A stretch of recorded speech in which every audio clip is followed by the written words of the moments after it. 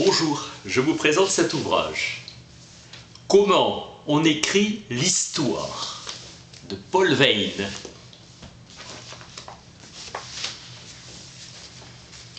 Les historiens racontent des événements vrais qui ont l'homme pour acteur. L'histoire est un roman vrai, ne pas confondre l'être et le connaître. Rien qu'un récit véridique. L'histoire est récit d'événements à travers des documents ou des témoignages. L'histoire a pour objet ce que jamais on ne voit deux fois. La physique est un corps de lois et l'histoire est un corps de faits. L'histoire est anecdotique, mais récit d'événements vrais. Elle n'a aucune exigence. Du moment qu'on raconte des choses vraies, elle est satisfaite. Elle ne cherche que la vérité. L'histoire est connaissance mutilée, ce qu'il est encore possible d'en savoir. Ce n'est pas une science. Tout est historique, donc l'histoire avec un grand H n'existe pas. Tout doit avoir eu réellement lieu. L'historien peut s'arrêter 10 pages sur une journée et glisser en 2 lignes sur 10 années. La vie politique de l'Empire romain est mal connue et la société assez bien connue. Les historiens ont la liberté de découper l'histoire à leur guise car elle n'a pas l'articulation naturelle. Les faits n'ont pas de taille absolue. Tout au plus, certains faits sont plus importants que d'autres. L'axe de l'histoire en général a été très longtemps l'histoire politique, mais il est aujourd'hui davantage non événementiel. Il est impossible de décider qu'un fait est historique, qu'un autre est une anecdote digne d'oubli, car tout entre dans une série et n'a d'importance relative que dans sa série. Le critère d'importance des conséquences n'est qu'une fiction. L'histoire avec une majuscule n'existe pas. Il n'existe que des histoires. L'idée que des histoires d'eux. L'idée d'histoire est une limite inaccessible, une idée transcendantale. Pour saint Augustin, la providence dirige les empires et les nations et la conquête romaine était conforme au plan divin. Comme totalité, l'histoire nous échappe. La philosophie de l'histoire est un genre mort car faux, à moins d'être une philosophie révélée car elle fait double emploi avec l'explication concrète des faits. Il y a une pluralité d'interprétations fondamentalement équivalentes. L'histoire n'existe pas et la philosophie antique n'a jamais philosophé sur l'histoire. L'histoire est subjective car le choix d'un sujet de livre d'histoire est libre. L'histoire ne s'intéresse pas à la singularité des événements individuels mais à leur spécificité. L'histoire n'est pas un déterminisme atomique car les faits n'existent pas à l'état isolé. L'histoire est faite de la même substance que la vie de chacun de nous. Le tissu de l'histoire est une intrigue, un mélange de causes matérielles, de fins et de hasard. Un événement renvoie à une intrigue dont il est un épisode ou à un nombre indéfini d'intrigues. Les événements ne sont pas des choses, des substances, ils sont un découpage, un agrégat de processus où agissent les interactions hommes et choses. Exemple, le don avait une grande importance chez les Romains. Pain et cirque, redistribution des terres aux vétérans, cadeaux de l'empereur aux fonctionnaires, testament à ses amis ou ses domestiques, mécénat, banquet où la ville est invitée, monuments offerts à la cité comme les amphithéâtres. Le mécénat remplaça l'impôt sur le revenu pour un patriotisme local, le goût de rivaliser, le désir de tenir son rang, la soumission à l'opinion et la peur du désordre. Un devoir de philanthropie. Les pauvres étaient assistés, notamment les citoyens romains. La mort de Jésus, simple anecdote sous le règne de Tibère, qui se métamorphose en événement gigantesque. Un historien de l'époque n'aurait pas parlé de la passion du Christ, aurait peu parlé. Dans l'histoire du christianisme, le Christ seul joue un grand rôle. Tout est historique, mais il n'y a que des histoires partielles. Il n'y a pas de fait élémentaire et chaque fait n'a de sens que dans son intrigue et renvoie à un nombre indéfini d'intrigues, illusion de l'enrichissement du passé. Le véritable problème est le découpage historique. Le fait qu'est la guerre de 1914 peut être décrit ou constitué de 1000 manières différentes. Toute histoire est de quelque manière une histoire comparée. Tout fait est entouré d'une marge de non-événementiel implicite. Sans critique qui écrirait 100 livres sur Racine seraient tous différents. Seuls les critiques peu doués en resteraient aux faits. Distinction de Weber du fait valeur et du fait document. Frédéric Guillaume IV renonce à la couronne impériale et constitue un événement historique, mais peu importe son tailleur pour son uniforme. La Bible est un événement de l'histoire d'Israël, en même temps que sa source. Pour Weber, le problème se pose en termes nietzschéens. L'histoire est rapport aux valeurs. On ne préfère pas les Athéniens aux Indiens, c'est le fait qu'on préfère. Refus de considérer l'historiographie comme une activité relevant d'une norme de vérité, impossibilité d'en appeler à quelque tribunal de la raison, mais la vérité chassée par la porte revient par la fenêtre. La vision du passé et valorisation, imposant cette valorisation comme une norme, accorder aux peaux rouges une place aussi importante que les Athéniens, naïveté. La valorisation trace à la frontière de l'histoire, l'intérêt historique se déduit de l'essence de l'histoire. L'histoire rapporte une action qui est digne de vivre dans notre mémoire, archétype des peuples différents entre eux dans l'espace ou le temps. France Dimanche parle soit d'aventures intéressantes survenues à un inconnu, soit d'aventures insipides arrivées à la reine d'Angleterre. Distinction du singulier et du spécifique est historique, tout ce qui est spécifique. De tout le temps, les historiens ont senti que l'histoire se rapportait à l'homme en groupe plutôt qu'à l'individu. Quelle était l'histoire des sociétés, des civilisations, voire de l'humanité? L'historien étudie le passé pour l'amour d'une singularité qui lui échappe. Dès qu'elle n'est plus valorisée, la singularité s'efface, car elle est incompréhensible. 90 000 épitaphes d'illustres inconnus sont dans le corpus des inscriptions latines. De la singularité, il n'y a rien à dire. Chaque personnalité éclate en une série d'intrigues anonymes. Est historique ce qui n'est pas universel et pas singulier. Il faut qu'il y ait différence pour ne pas être universel et pour ne pas être singulier. Il faut que ce soit spécifique. L'historien est le naturaliste des événements et il n'y a pas de science de la singularité.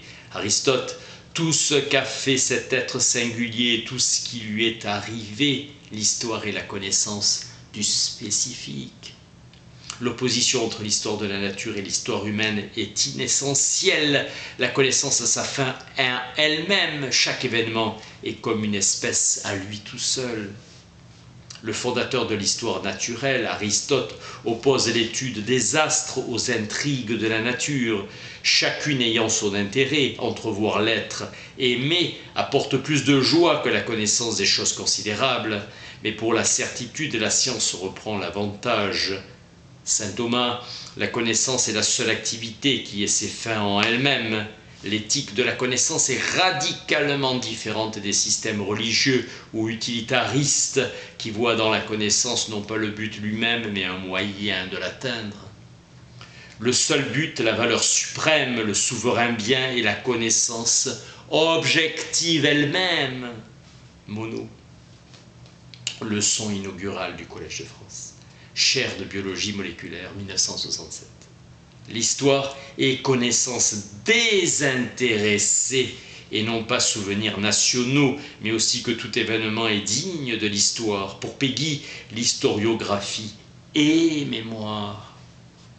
Crosset dit avec profondeur, l'histoire n'est pas le passé de la race. Le concept de temps n'est pas indispensable à l'historien. une histoire axiologique distinguée par Max Weber avec l'évaluation et l'histoire pure qui comporte des jugements de valeur à distinguer des jugements de fait. L'histoire axiologique est l'histoire des œuvres qui ont mérité de demeurer et on écrit leur histoire temporelle et elle est fondée sur des évaluations. Faculté qui permet d'apercevoir les valeurs sans les juger d'un point de vue absolu, l'authenticité étant l'épreuve de vérité. Écrire l'histoire est une activité intellectuelle prolongeant ses racines au plus intime de l'homme. La conscience ignore l'histoire et la connaissance du passé n'est pas une donnée immédiate. Dans l'histoire, il ne peut y avoir d'intuition. Tout ce qu'elle sait est que le temps passe. La connaissance historique enracine dans l'historicité du Dasein de Heidegger, l'être jeté là. La conscience ne connaît de l'histoire qu'une étroite frange de passé dont le souvenir est encore vivant dans la mémoire collective, destin collectif, son existence est existence avec autrui, selon Heidegger. Nous savons, dit Husserl, d'un savoir a priori que les œuvres culturelles sont des créations de l'homme. La conscience voit dans le passé l'édification du présent. L'historicité veut dire que l'homme se trouve toujours à quelques étapes de sa route. La leçon est la variabilité humaine, conviction que l'homme change. On est passé d'un homme éternel à un homme en devenir. Le changement quantitatif de l'homme n'a provoqué aucun choc moral. La connaissance historique n'a d'autres conséquences que purement culturelles. L'histoire serait la conscience que les peuples prennent d'eux-mêmes. Comme tout dans l'histoire, la naissance de l'historiographie est un accident sans nécessité. Tout était en place depuis toujours pour que l'histoire pût un jour être écrite. La mise en œuvre écrite est d'abord orale, des données donnant naissance au genre historique, mais non d'une conscience historique. L'histoire de la musique a été écrite seulement au XIXe siècle. Et pourquoi l'Inde n'a-t-elle pas eu, ou presque pas, des historiens ? L'histoire comme activité intellectuelle ne sert qu'à des fins de simple curiosité. La vision du passé est le reflet de nos valeurs. En écrivant l'histoire, on ne vise qu'elle et la vérité. Les existentialistes se méfient de l'histoire car elle est dépolitisée. Inoffensive, elle dévalorise et dépassionne et sa vérité est toujours décevante. Kegehart, la plus parfaite connaissance du christianisme ne sera jamais la même chose que de sentir que le christianisme nous concerne. On n'a pas de passion par analogie. Il est difficile de savoir quel parti on aurait opté durant la fronde. Écrire l'histoire est une activité de connaissance et non un art de vivre. Comprendre l'intrigue, et l'historien fait comprendre l'intrigue. Règne dans l'histoire côte à côte liberté, hasard, cause et fin, par opposition au monde de la science qui ne connaît que des lois. Comprendre et expliquer, analyse des antécédents qui sont responsables d'un événement. Toutes les causes ont contribué à produire les faits. Selon Seniobos, toutes les causes se valent. La liberté ou le hasard sont des centres de décision et l'historien, en expliquant, découvre d'autres libertés et d'autres hasards. L'histoire est narration. Les innovateurs qui bouleversent les données sont rares. Tant qu'il y aura des hommes, il n'y aura pas de fin sans moyens matériels. Pour les marxistes, les hommes sont ce que font d'eux les conditions objectives. Le marxisme est né d'un sentiment de résistance que le réel offre à notre volonté. La réalité sociale a un poids écrasant et les hommes prennent la mentalité de leurs conditions. Il n'y a pas de force de production, mais que des hommes qui produisent. L'infrastructure détermine la superstructure qui la détermine à son tour. La réalité est un défi et l'homme y répond. est profond, ce qui est global. Les causes profondes décident de ce qui arrive. Si cela arrive, et les causes superficielles décident que cela arrivera ou non. L'histoire n'a pas de profondeur et pas de grande ligne. L'histoire est pleine de possibilités, avortées d'événements qui n'ont pas eu lieu. L'histoire d'une période s'explique par ses problèmes. À travers l'histoire, constatent les marxistes, quand on étudie le détail des faits, que les causes économiques ont une importance exceptionnelle. En histoire, comme en politique, le difficile n'est pas de rédiger un décret, mais de le faire appliquer.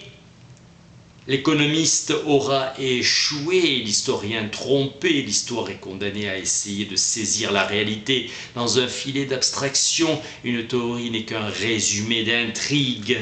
L'objet historique, à la différence d'une plante ou d'un animal, ne peut donner lieu à une classification et peut être redécoupé selon 1000 critères qui se valent tous. L'historien ne peut avoir la même attitude que le naturaliste et utilise des types comme concept. L'histoire comparée est originale par son élaboration à analogie pour suppléer aux lacunes de documentation comme les progrès actuels renseignant sur la démographie romaine. On peut écrire une histoire globale ou millénariste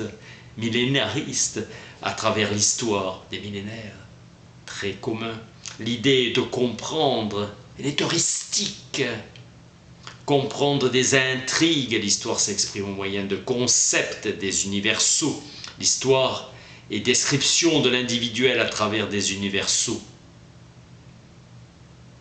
Le concept est une pierre d'achoppement de la connaissance historique, car cette connaissance est descriptive. Crochet, les livres d'histoire sont des mélanges de narrations vraies et de concepts.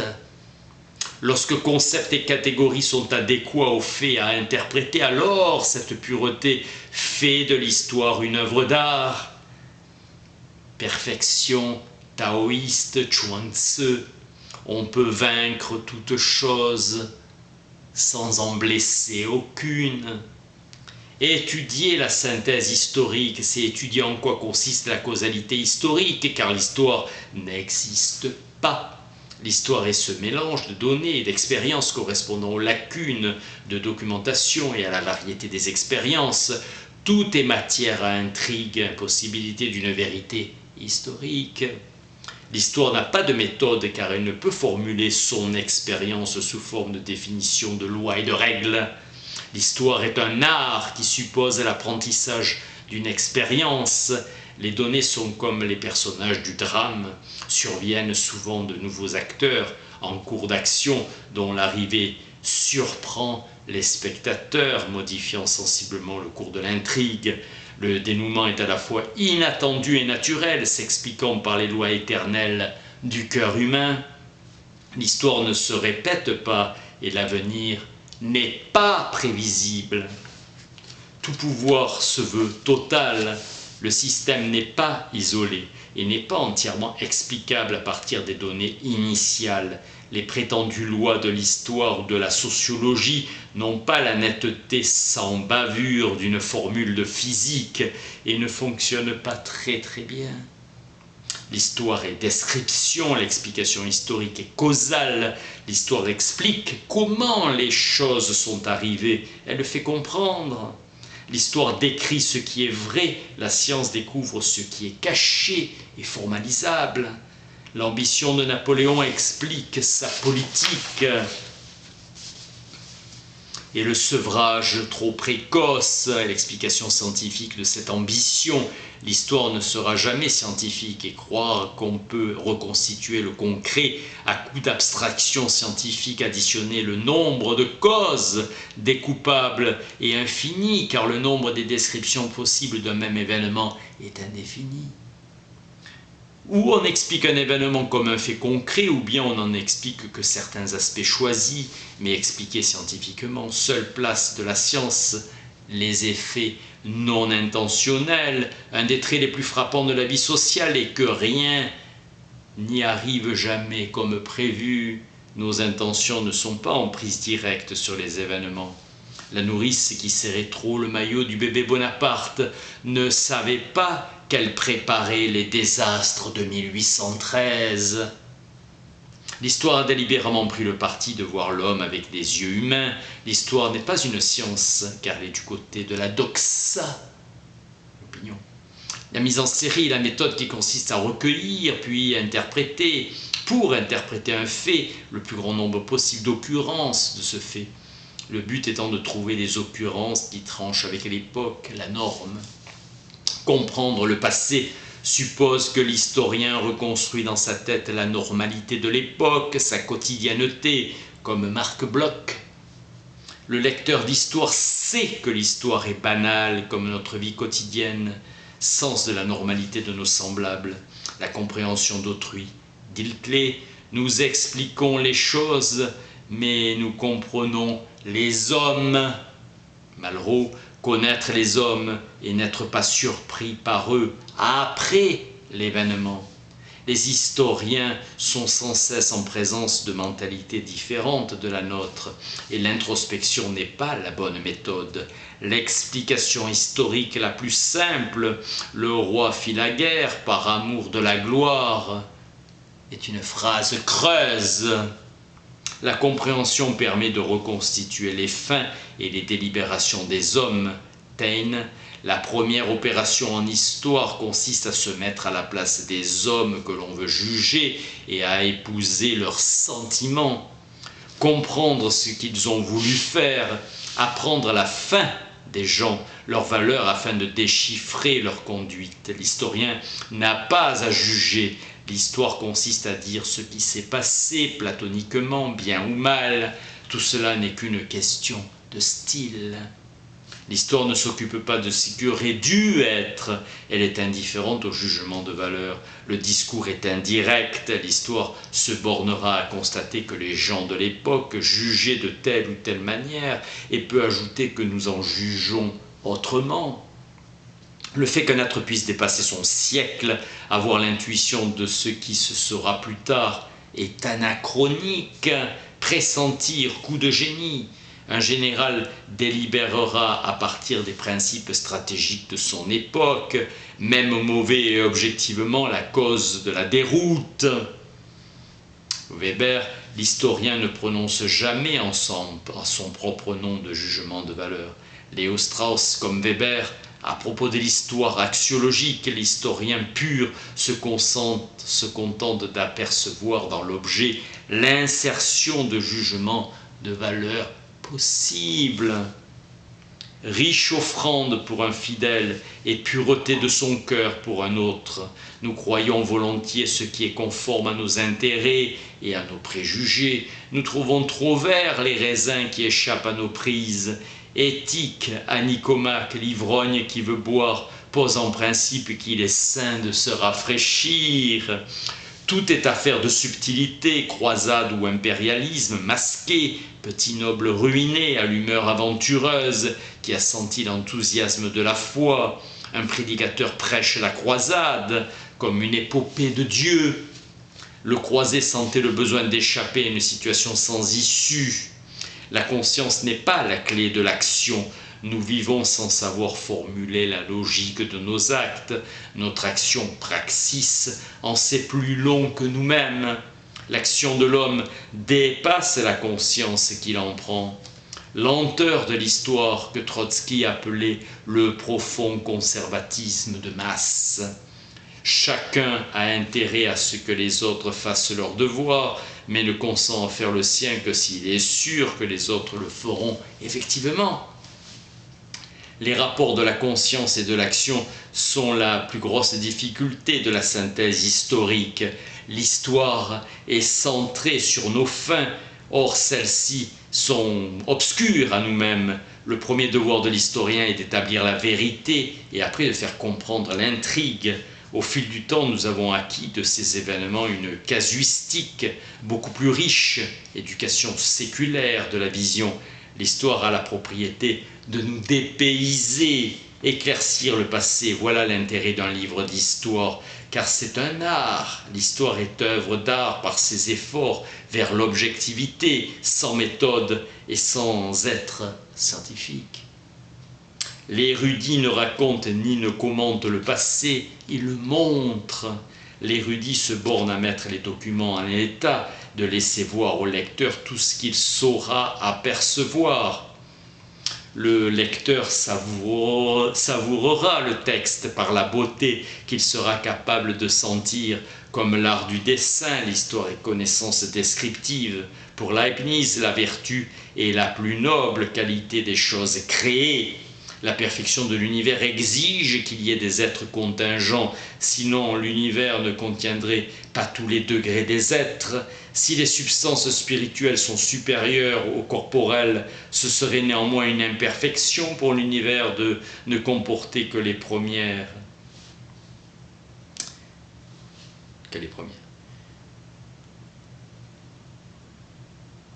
L'histoire, c'est intéressant, car c'est compliqué, ne se réduisant pas à cette forme d'économie de la pensée qui est la science déductive.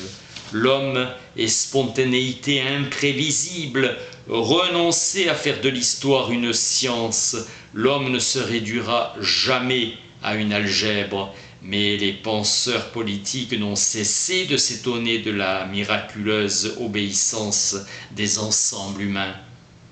L'historien s'en tient au vécu. Si les primitifs échangent des biens, ce sera en vertu d'une psychologie du contre-don et d'une recherche du prestige. La vérité historique est différente de la vérité scientifique. Toutes deux provisoires, mais pas de la même manière.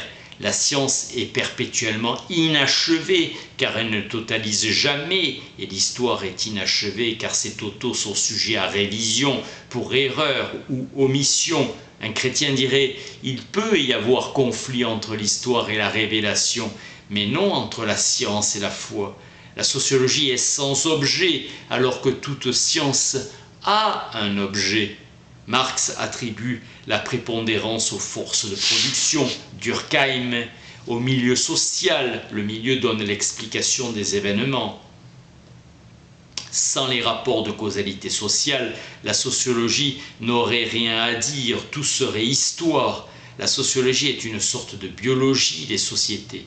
Elle n'a toujours pas découvert aucun type social. La sociologie est une biographie de l'humanité. Elle montre comment les hommes sont passés de la communauté classique à la société à ordre ou à classe sociale.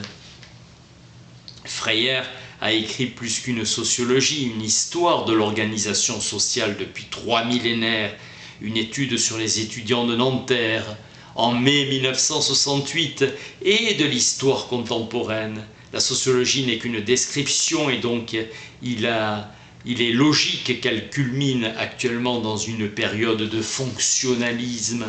Écrire l'histoire de la sociologie n'est pas écrire l'histoire d'une discipline, mais celle d'un mot. Il n'y a aucune continuité de fondement, d'objet, de propos et de méthode.